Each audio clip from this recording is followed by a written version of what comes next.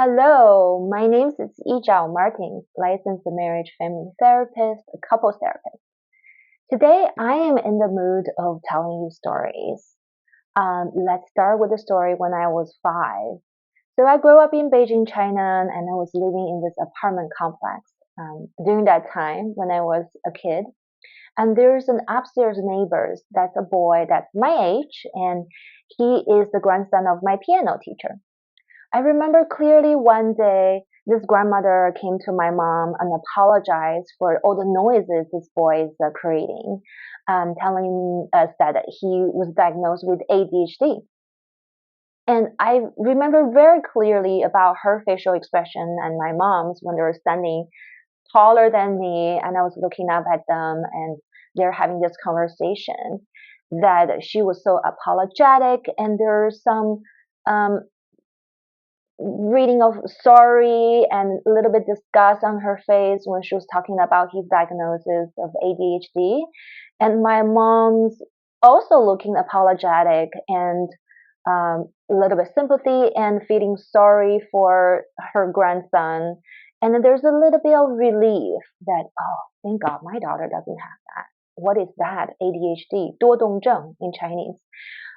That sounds like really troublesome. So this boy is running up and down all the time upstairs and creating a lot of noise, bumping into things. So this is quite disturbing in some way for us living underneath him.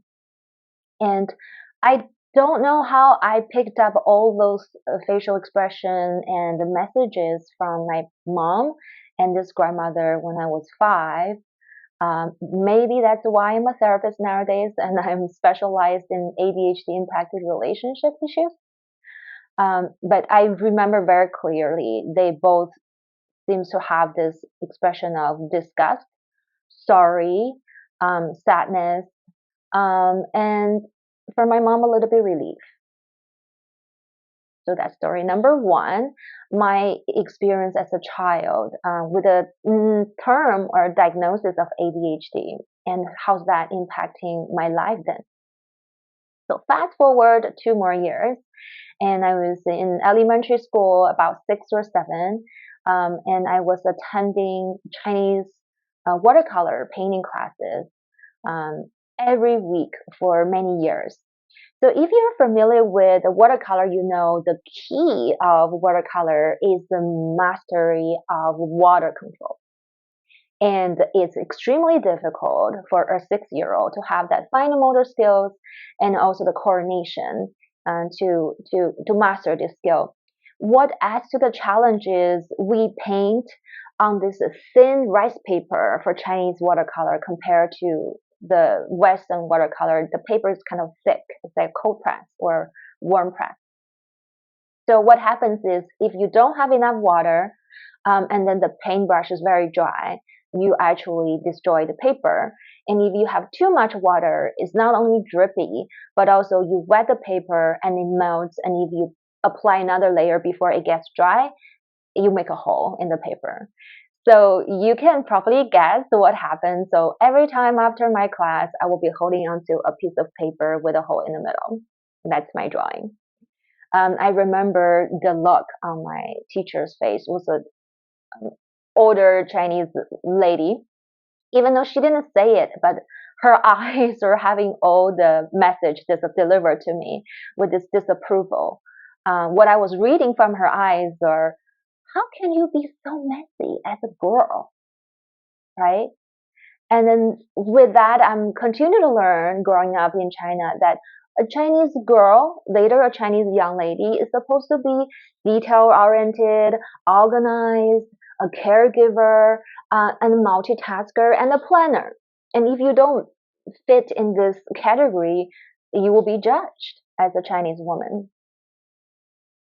So that made me think about all these stigma and the burden Chinese or Asian women who are diagnosed with ADHD will carry.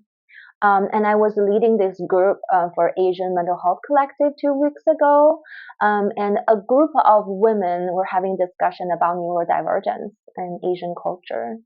And I want to share some of their stories and some of their learning and growth in this group.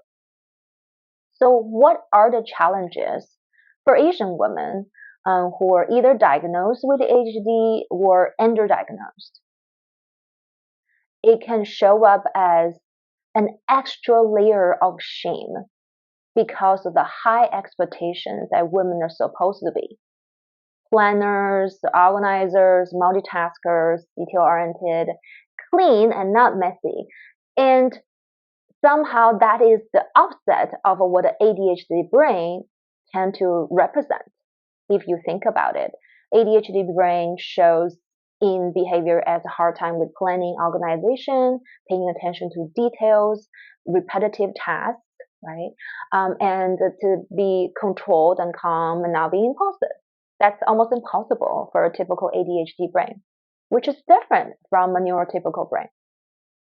But because Asian women are being told you are supposed to be this way as a girl, otherwise you are being judged. When it show up, ADHD show up in Asian women, that they tend to really feel extra shamed for being who they are. So that leads to an underdeveloped sense of self, and sometimes an innate sense of doubt about who they are and not measuring up. And it's confusing. So they may start to question as a child, why am I different? And what's wrong with me?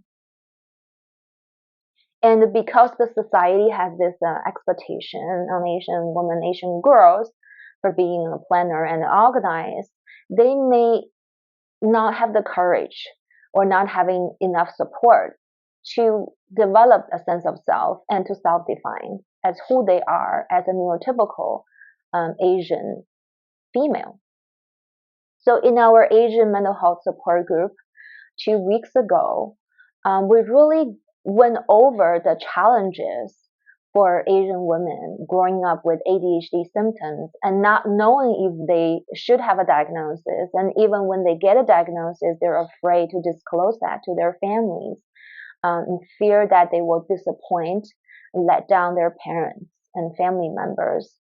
They have shared this struggle for being joined by each other for number one, finding your own way to heal from an ADHD diagnosis and all the trauma related to that is very challenging in isolation.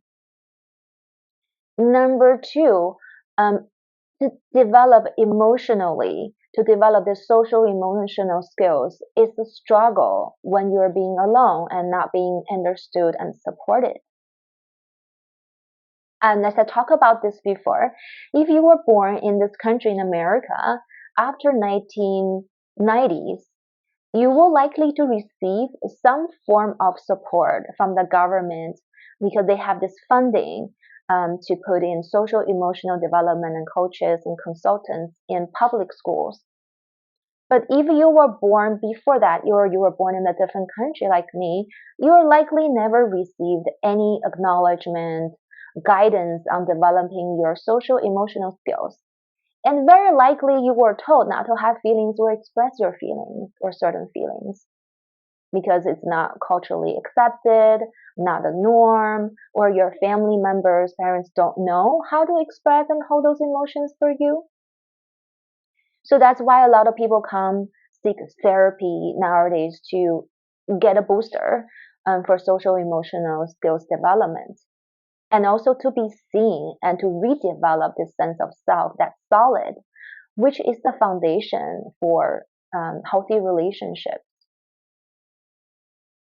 So when you are able to be seen as who you are and you can have a deeper connection, it fosters a solid sense of self, and it also boosts your ability to grow and to heal in your negative experiences.